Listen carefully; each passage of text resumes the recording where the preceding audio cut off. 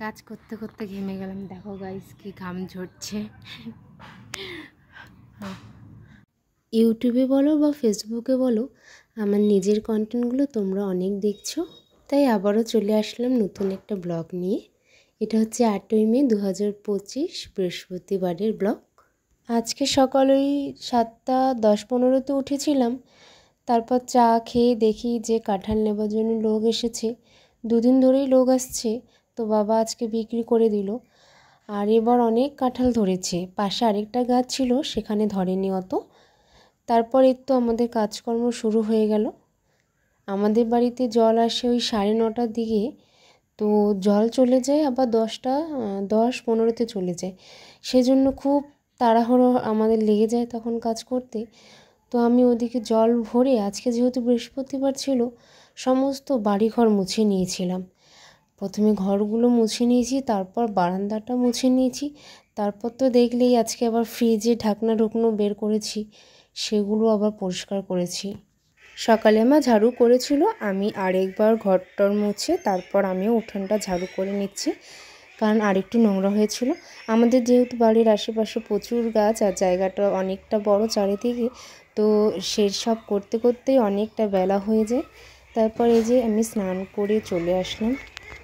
আমি মনে করি আমরা আমাদের শরীরকে যত খাটাবো, যত পরিশ্রম করব, তত আমাদের শরীর সুস্থ থাকবে, ফিট থাকবে।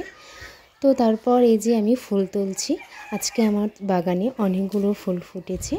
তো আজকে যেহেতু বৃহস্পতিবার ছিল, আমার পুজো করতে করতে ওই 1 ঘন্টা 2 ঘন্টার মতন লেগেছে। তারপর এই যে দেখো আমার পুজো কমপ্লিট হয়ে গেছে। এগুলো ফুল সব আমার বাড়ির ফুল।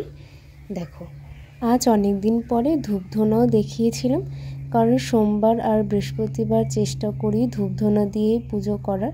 তারপর বৃহস্পতিবার রাতে ওই 8টা হবে, তখন আমি গাছের মধ্যে লক্ষ্মী প্যাঁচা দেখেছিলাম। তো কখনো দেখিনি লক্ষ্মী প্যাঁচা, তো কালকে দেখেছিলাম, ভালো লাগলো দেখে।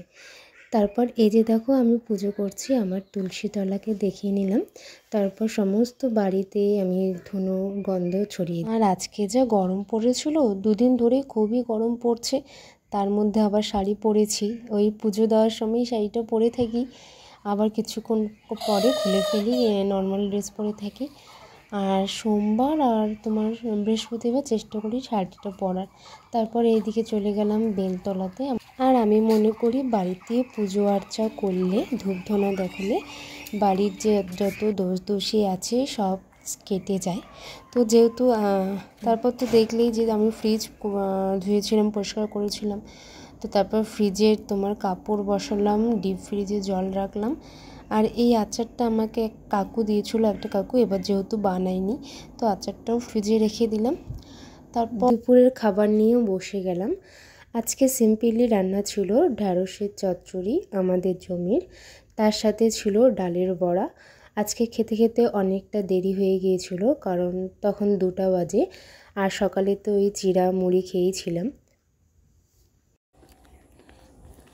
তো এই গরমে বের হয়ে গেছি, পিসি বাড়ি যাচ্ছি। অনেকদিন পর যাওয়া হচ্ছে। দেখো বন্ধুরা কি সুন্দর ফুল ফুটেছে ওইদিকে, দেখো। তারপর পিসি শাশুড়ি বাড়ি থেকে এসে দেখি এই গুন্দুদের অনেক খিদে লেগে গেছে, তো তাদেরকে বোতলে ভরে দুধ খাওয়ালাম। এটা আমাদের নতুন 2টা অতিথি আমাদের সোমবারে এসেছিলো আমাদের বাড়িতে, 5 তারিখ হবে আর কি। তো চলো আজকের মতন ব্লগটা এখানেই শেষ করছি। দেখা হবে আবার সুন্দর একটা ব্লগে।